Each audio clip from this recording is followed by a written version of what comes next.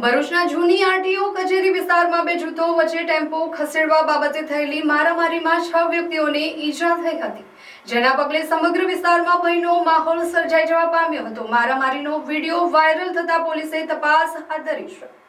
પ્રાપ્ત માહિતી મુજબ માત્ર એક આઈસર ટેમ્પો ખસેડવા જેવી બાબતે સામાન્ય બોલાચાલે ઉગ્ર સ્વરૂપ ધારણ કર્યું હતું।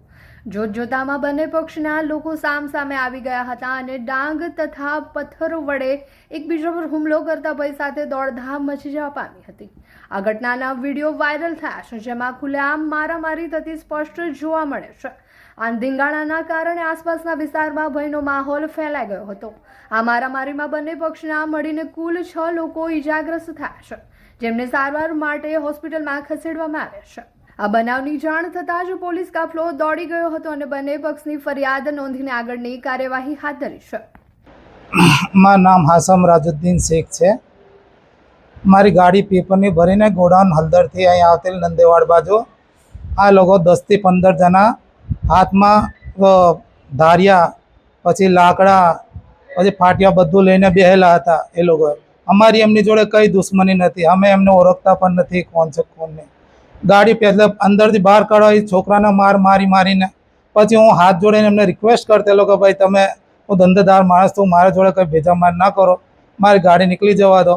તો એ લોકો પાછા 10 થી 15 થી 20 દિન થઈને પછી સપાટાથી મારવાનું ચાલુ કરી દીધું। કેટલા જણને વાગ્યું છે તમને? અમારે 3 થી 4 જણને વાગ્યું છે।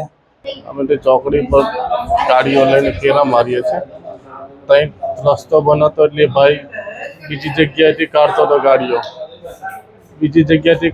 એટલે પછી અમે કીધું ભાઈ અહીંથી ના કાઢ, આ ગાડી આપણા વાયર તોડશે। એને ઊંચી આઈસર ભરેલી હતી, તે ડાયરેક્ટ ગાળો બોલવા મળ્યો, ગાળો મોટી બોલવા મળ્યો। એટલે અમે એવું કીધું ગાળો નહીં બોલ ભાઈ, ગાળો નહીં બોલ। એટલે ગાળો ઉતરીને પછી પાઇપ લઈને મારી સામે આવ્યો, એટલે પછી મને 2 પાઇપો ઠોકી, પછી મેં માર્યો। એટલે એના સંબંધ ગાડીઓ સાઈડ પર મૂકીને એને સંબંધીનો પાઇપો લઈને બોલાવીને અમે 3-4 જણા ટેમ્પાવાળા હતા, અમને મારામારીમાં વધારે આવી ગઈ। કુવાડી મારી, ટોમી મારી, મને કુવાડી મારામાં આવી છે, મને વધારે, મને 2 ભાન કરી નાખ્યો છે। કેટલા લોકો હતા એ લોકો? શું હથિયારો લઈને આવેલા? એ બધા ટોમી હતી, પાઇપો હતી, એંગલો હતી ને કુવાડી હતી, એ બધું લઈને 20-22 જણા ઉપર હતા માણસો, અને બીજા માણસો આવ્યા હતા। એટલે પછી અમને 2 ભાન થઈ ગયું હતું। તમારી અંદર કેટલા લોકોની ઈજાઓ થઈ છે ને ક્યાં ક્યાં? 3 જણાની ઈજાઓ થઈ છે। અરે કેમ શું થયું? તારા મોઢા પર કેમ 12 વાગ્યા છે? અરે જવા દે ને, કેટલી મહેનત કરીને મમ્મી માટે ડિનર સેટ લાવી અને મમ્મી કહે કે નકરું પ્લાસ્ટિક લઈને આવી છે, હવે એક્સચેન્જ કરાવીને સ્ટીલનું ડિનર સેટ લાવવા કહે છે। હા તો એમાં શું થયું? સ્ટીલનું લઈ આવો। અરે જવા દે ને, ક્યાંથી સ્ટીલનું લાવું? આજકાલ સ્ટીલના વાસણો ક્યાં સારા મળે છે? કાં તો એ કટાઈ જાય, ફાટી જાય, કે છેલ્લે કઈ નહીં તો વળી જાય। હવે સ્ટીલના વાસણો નહીં ફાટે, વળે કે નહીં કટાય।